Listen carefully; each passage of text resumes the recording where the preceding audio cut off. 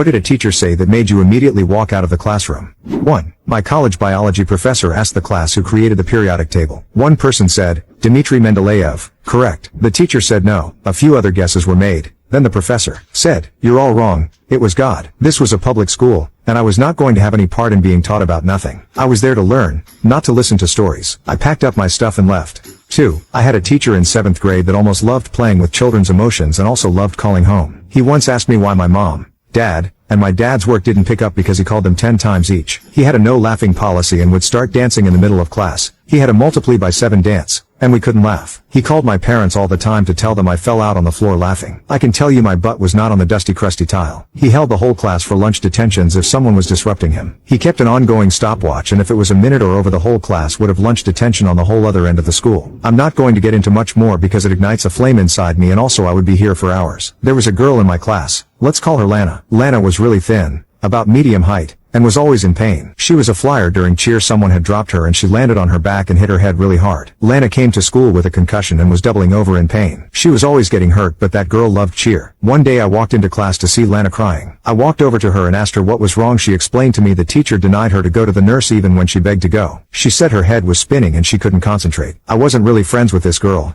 If anything, I don't really think we liked one another up until this point. Without hesitation, I walked right out that class with Lana in my grasp and told the teacher, who was outside the classroom for some reason, Lana's gonna throw up. Do you really want that on the carpeted rug? I've never seen a teacher sign a pass that fast before in my life. The next day Lana came in and thanked me for saying something because she was way too shy to do so. 3. It was what he did. My gym teacher threw a basketball into my face hard. This was a common teaching method for gym teachers, called the humiliation method. He had done it for about 2 years to me by this point. It supposedly makes the humiliated student try harder and improves their performance. I was very uncoordinated and had balance issues. Still do as an adult. After being humiliated by my teacher every gym class, I would afterwards be hit and humiliated by a number of kids in the gym locker room after each class. For some reason, this time something snapped. I said, I don't have to take this, and threw the basketball to the ground. I then went to the locker room, changed my clothes and walked out of the gym. I desperately wanted to be reported to the office. I had plenty to say. The teacher apologized in private the next class. I now have a policy that if you abuse me in public, you apologize to me in public. It took years of therapy before I was able to exercise at a gym regularly. I am told that the humiliation method is no longer used in gym class because they found it gave great improvement in sports, and after high school, those kids never did sports for the rest of their lives. I can see why.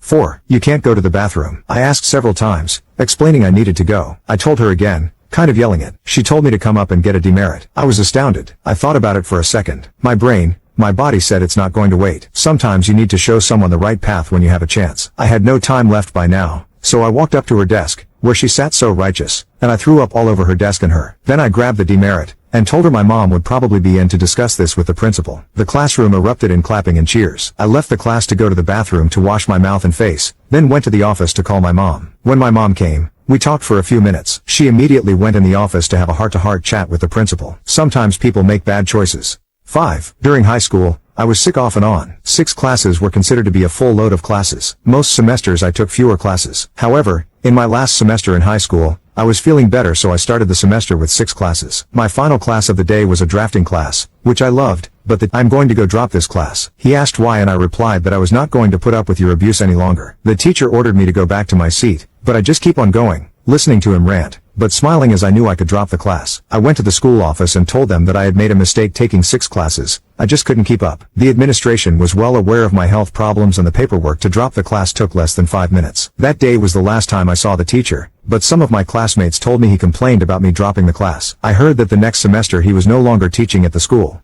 6. When I was in 7th grade in middle school, we had a substitute teacher. I live in San Antonio, Texas, and this older man was dressed like a cowboy, even wearing a hat inside the building, which I thought was rude. I remember it being a white hat to top it all off, cowboy hat. So I was sitting next to the window in the first row and he called upon me but didn't call me by my name. He called me Hey Enchilada. Now in San Antonio we have a lot of Hispanic people. Yes, I am Hispanic, but never will I answer to a derogatory term such as Hey Enchilada. I did not answer. He said, Hey you by the window, Enchilada, answer me. I looked up at him and said, Are you addressing me? He said, Hey you, yeah you. I said, I have a name. My name is Rachel. If you look at the seating chart you will see that my name is Rachel. If you wish to address me, please address me by my name. So he said, I can call you whatever I want. So I got up and told him I was going to the main office to report him. He said, You do that and I'll call the office. I told him that was fine since I was headed there anyway. I went over to the principal's office and reported to him what the substitute teacher had told me. He told me to go to my next class and wait outside in a hall until class starts. When I went back into that hallway, because my locker was in that hallway, I went by that room and another substitute teacher was in the room. So the principal must have called the main office to report the substitute teacher having made derogatory comments.